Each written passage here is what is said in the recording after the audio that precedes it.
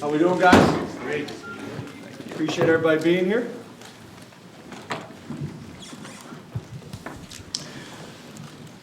Okay, we're going to start with questions from here in the room. Actually, Coach, do you have a statement that you'd like to open up with? I was. Okay, absolutely. I'd like to kind of go over the class. First of all, I really appreciate everybody being here. An exciting day for us. You know, the staff and the team has worked really, really hard at putting this class together. So, you know, today was really about celebrating the class. And, you know, I thought we did a great job of that. There was really no drama involved with it. All the faxes and NLIs we were expecting came in. A couple different bullet points for you. 15 states represented, 10 team captains, 4 state championships, 3 Under Armour All-Americans, 10 commits rated 4 stars or higher depending on the recruiting service. Entire class rated 3 stars or higher depending on the recruiting service. We finished 3rd in the Big Ten, which I'm not real happy about, but we'll get that fixed here in the near future. We finished 23rd overall nationally, and to put that in a little bit of perspective, the last 3 years we finished 43rd, 51, and 35th. So it kind of puts it in perspective what what the staff was able to do, building on the foundation that was already here, scrambling around the last couple of weeks. I got notes on each guy, but you know what I'll do is I'll just open it up for questions at this point, and can't tell you how excited we are about the future and where we're going. Coach, with the limited number of scholarships you had available coming in, how are you approaching those final few slots, and how do you kind of assess what you were able to come away with? Yeah, as you guys know, we have holes in the roster, and we're not going to fill all of our needs and our depths in 1 year. It's going to take a couple years, and probably till we get through these limitations. But our last couple spots, we were in a situation where we actually thought that we might just hold a couple spots for next year and roll those over. But the staff kept recruiting and kept making phone calls and finding guys that we had relationships with and see if they were interested, only if we felt like that was a great fit for us, and we did. Very, very proud of how the staff handled that, and we were able to find some guys. Again, we weren't going to go dig up guys that we didn't know and didn't have relationships with in the past, and I think that really helped. Very, very, very, very impressed with the staff and the class and how we were able to close strong at the end. I don't know if I've ever been around a place where you call 2 kids in the last few days and they don't even visit campus and commit. So that's been interesting, and that goes back to what we've been reinforcing all the time. It's about relationships, and those kids and their families were comfortable with us, and then obviously Penn State speaks for itself. James, were you able to fill the needs you were looking to fill, or was it a case of you weren't really sure what your needs were because you really haven't had that much time to deal with the current team? Well, I think the 3 biggest needs that I looked at, just looking at the roster, the most glaring ones is offensive tackle. We only have 2 scholarship offensive tackles in the program. That's not really the position that you want to be in. So that was a priority for us, getting some offensive linemen with length that could play offensive tackle for us. After that, the way we looked at it was safety was another issue. We have a little bit more depth at that position, but we're really top heavy in terms of, I think we're graduating 3 seniors at the safety position. So again, that was a little bit of an issue for us. I think there's only 2 underclassmen left after those guys, so we had to help ourselves there. After that, to me, you look at our roster, we got a quarterback that we feel really good about, and it would be a shame if we didn't find some talent to surround him with.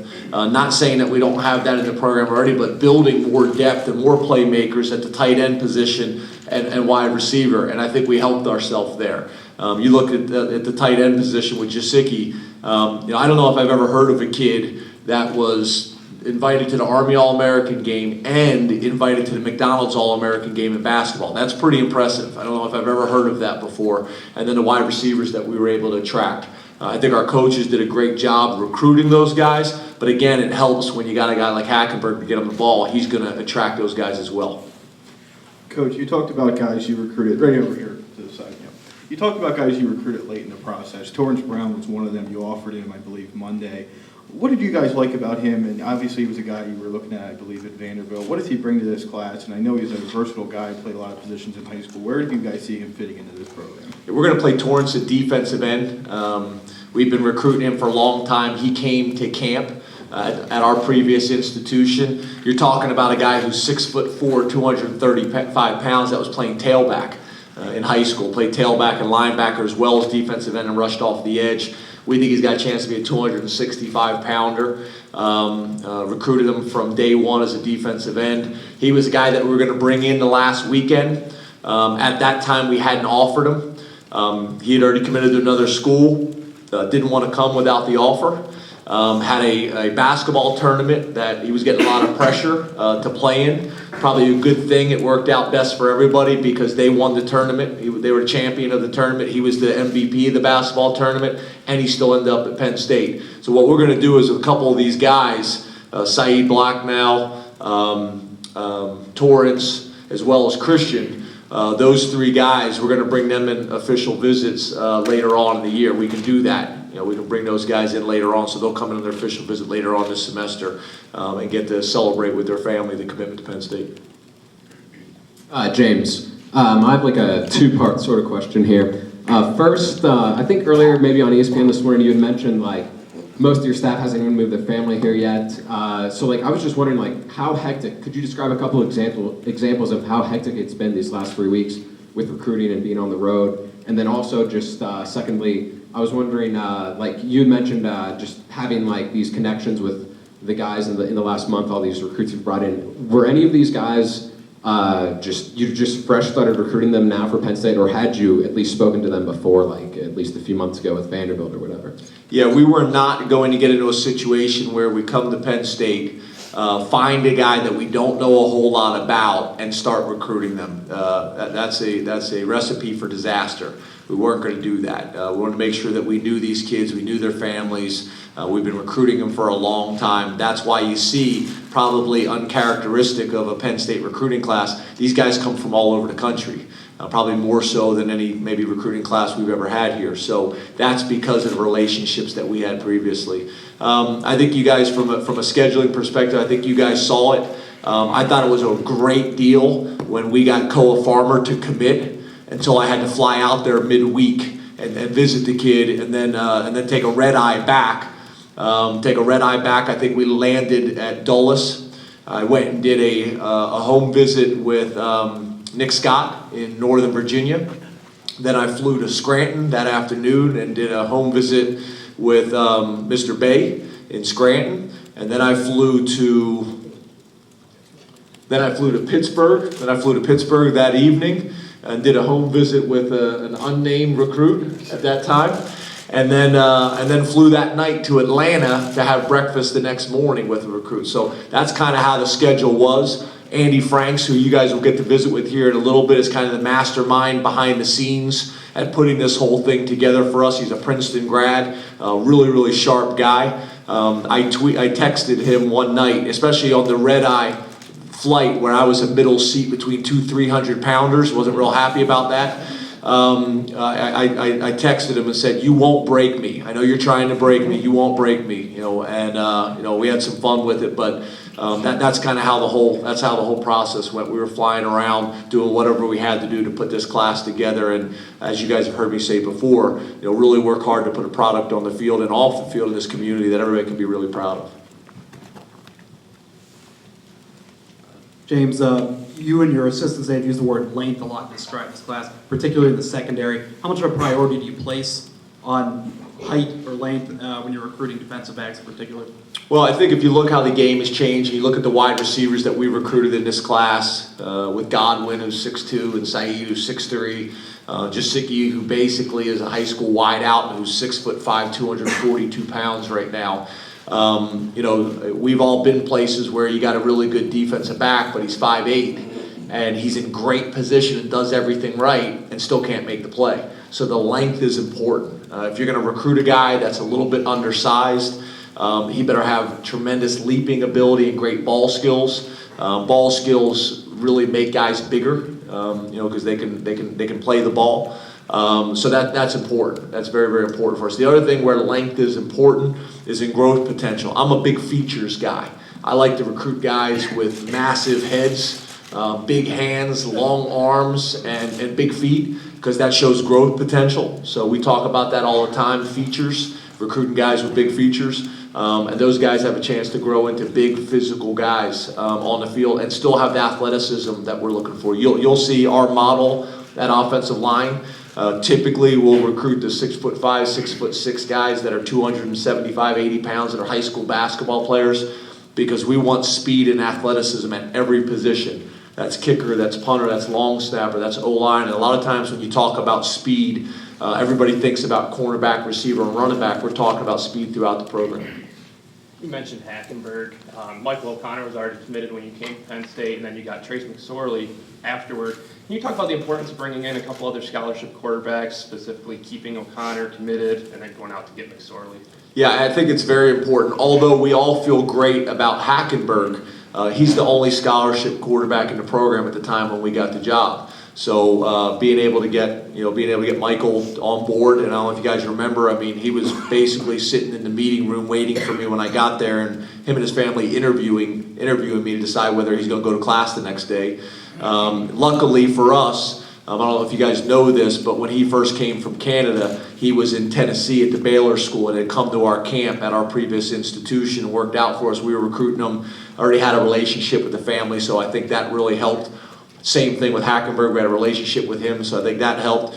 And then Trace McSorley, you look at his background, him and the quarterback who just won the Super Bowl, they're only two quarterbacks ever to take their team to 4 state championship games. Trace lost his senior year in a state championship game, but won one in 9th, won one in 10th, won one in 11th, and took his team to the state championship his senior year. So he's a winner in every sense of the word. You look at his statistics and production. So being able to get 2 quarterbacks in this class is going to be very important. Now we got 3 scholarship quarterbacks for the future, and we're going to have to build on that in the next class.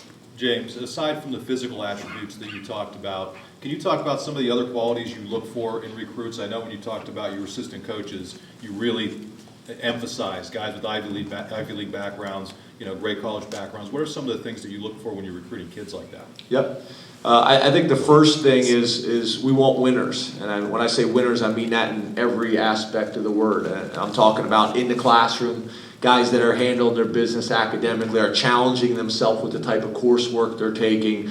I think a big thing that you look for is absences and tardies on the transcripts. I think that's a very, very strong indicator of work ethic. We want guys that are going to go to class consistently and handle their business academically. We want guys that we can talk about and ask people in the community. It's amazing, you walk into the office and you're sitting there waiting to get into school, there's a student there and you can ask them about one of the recruits, and you're going to find out a lot. When you talk to the guidance counselor, you talk to the teachers, when you talk to the other students, when you talk to the custodian staff. My mom was a custodian at Chamonix High School where I went to school. Those people are the eyes and the ears of the schools, asking opponent coaches in the area what they think about them. We want to find out as much information as we possibly can. You go do the home visit. You see how they interact with their mom and their dad, or one of their parents at home, or their little brother or sister. It's all those things. And what we're trying to do is take all that information and try to figure out who this kid is long term. And I think we got a pretty good process of doing that. James, with the increased exposure these kids get on ESPN or whatnot, how do you guys as coaches, when they finally do arrive on campus, kind of reset their mind to, hey, now we have a job to do? Because the recruiting process, you can see these kids are getting a lot of exposure and whatnot, but then when they finally get here, they actually have to, play football. So at the end of the day, what do you guys do as coaches to kind of reset their mind? We de-recruit them. Yeah, when they show up, it's not walking around and going all over the country and everybody telling you how wonderful you are anymore. Nobody cares about the star rankings, whether you're a 2-star or 5-star, it doesn't matter. You went from being the man in high school to the bottom of the barrel. Now, how are you going to react to that? Are you going to fight back? Usually it happens when you got a freshman offensive lineman who's 18 years old and 270 pounds, and he's going up against a grown man who's 22 years old and 330 pounds. that usually knocks a little bit of the wind out of their sail and realizes that they need work to do. But there's a few every year that whether they're in high school, college, or the NFL, they just show up and they're better than people, but not very often. Usually it's the guy that's going to be the most competitive, is going to work hard to get back to where he wants to be. So it usually goes hand in hand, but we're very honest with them. The other thing we talk about all the time is you have to be a really grounded individual, to not change. It's amazing how many kids and parents we see change through the process. To go around the country for 2 years and everybody pat you on the back and tell you how wonderful you are and not change. And they're the type of people that we want to recruit, is the guys that stay humble, that stay hungry, and are very, very appreciative of the opportunity that Penn State's given them. When you're in a recruiting setting, how can you get a sense of that as a coach, if that recruit can handle that, can handle what you call deep recruiting when he arrives on campus? How do you get a sense of that? Well, to me, they're all going to handle it, because in the end, it comes down to the relationship, and they know that. You talk about it through the process, but when they come here, it's going to be a challenge. They're going to be homesick.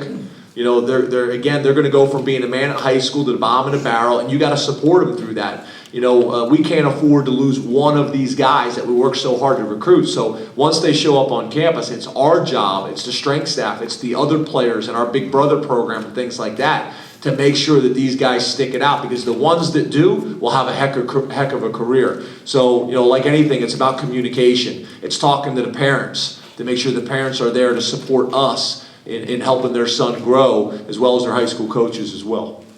James, you guys have 4 of the kids in this class are coming off pretty significant injuries.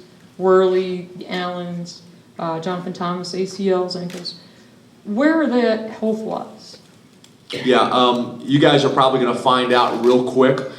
We don't talk about injuries. I'm not really sure what you're talking about. All of them are as healthy as they've ever been. They drink lots of milk. They stretch. They stay in great shape. But we will never talk about injuries. That's their business. That's the program's business. And we want everybody that we're competing against to be concerned about our entire roster.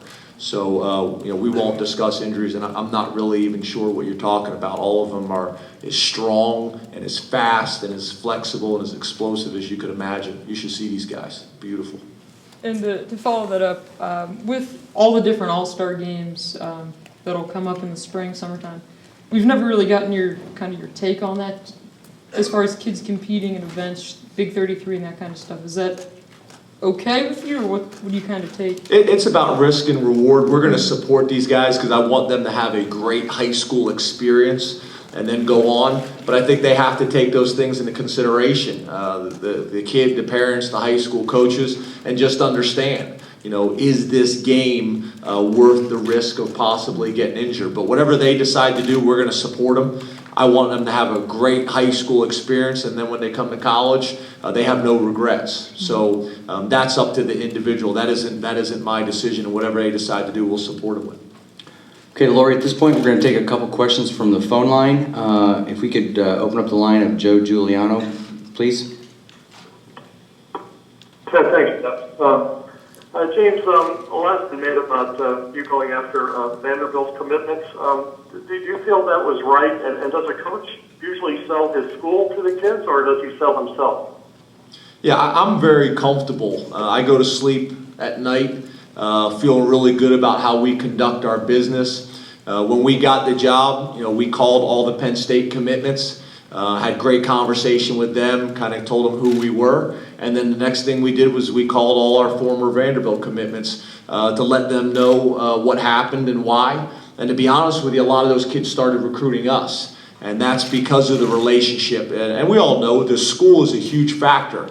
But once the guys narrow it down to a number of schools, it's no different than anybody else in this room. It comes down to relationships. It comes down to who you're most comfortable with, who you trust. And from that point on, in my opinion, it's my responsibility to do everything in my power to help Penn State be as successful as we possibly can. And then we leave that up to the kid and their parents to decide what they think is in their best interest. So very, very comfortable with our staff, how we handled our business, and couldn't be more proud about representing Penn State and doing everything in our power to put a product and a team on the field that everybody can be really proud and excited about. Okay, Bob Flanders in Harrisburg. Yeah, hi James. I was wondering, I have two questions for you. I was wondering, in your opinion, could you identify maybe 3 or 4 qualities or traits that a great college football recruiter has to have success? And also, was there a place to stop kind of on your coaching resume where you kind of finally felt like you were a good recruiter, whether it was working with a head coach or you kind of really trying to learn how to become a good recruiter? Yeah, the traits is, you got to be confident. I mean, you got to walk into these schools, and the guys that we're going to be recruiting, against are going to be the top programs in the country, and you got to be confident to walk in and compete with those guys. You have to know your product to sell your product, all the strengths and the history and traditions that we have here at Penn State. You got to have some personality. You got to be charismatic. And you got to be honest, and you got to be open, and you got to be upfront and transparent with everything. I just feel like that's one of the strengths of this staff, is guys that are very, very true to who they are. And I think that comes off. And I think it's not something that happens overnight. It's years and years of recruiting areas and developing a relationship. When it comes to when I think, we started to have some success and I started to get some experience as a recruiter, probably my first big job when I was at the University of Maryland and named recruiting coordinator and had some success there. But it's been an evolution. I've always been in a situation and been on staffs where you emphasize recruiting because to me it's very, very simple. The plays work better with good players. And we want to be successful, and we want to have a chance to go out and win a bunch of games and do it the right way. And good players and good people and people of high character will help you do that.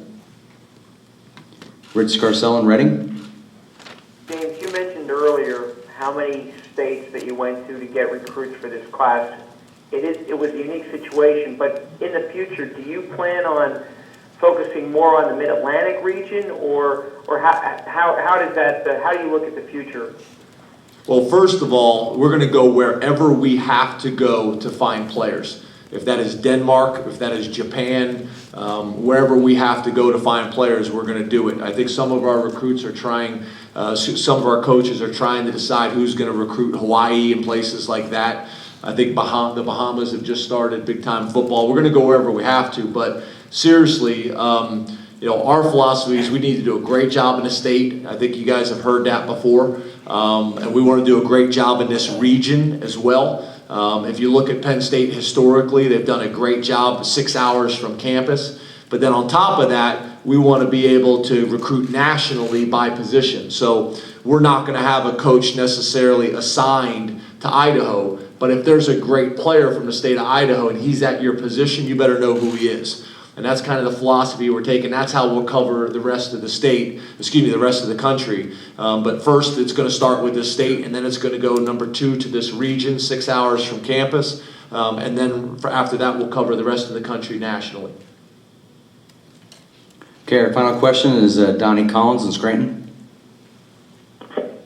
Hi, James. Just wondering, how important is it for the program to celebrate a day like signing day? I mean, you've been doing a lot of media things today and signature events tonight, and things that haven't really happened at Penn State a lot. How important is it to kind of really get into the atmosphere on a day like this? Well, I know things have been done differently here in the past, but we're going to stay true to who we are while also being respectful of the past here. I know how hard this coaching staff has worked, as well as the administrative staff and our players, as well as hosts and things like that. So, these coaches have not had a day off since June when we started camp. So, today's a celebration of all the hard work that they've put in. We'll enjoy ourselves, and then tomorrow these guys will have a chance to go see their families and do some moves and things like that. We're going to have off Thursday and Friday and a weekend to allow coaches to go home and see their families and try to get moved. But yeah, I think that's very, very important from a morale standpoint when you work so hard at something that you take time to take it all in. And that's what today's about. For us, we didn't have a whole lot of drama. The guys that we expected to sign in the last 2 days signed. Most of the letters were all in by 7, probably 45. So it went well, and that's just what we believe. We are going to enjoy the wins on the field in recruiting and in the classroom. We're going to enjoy them, and we're going to celebrate them with our team. Okay, thank you very much, Coach. Guys, thank you so much.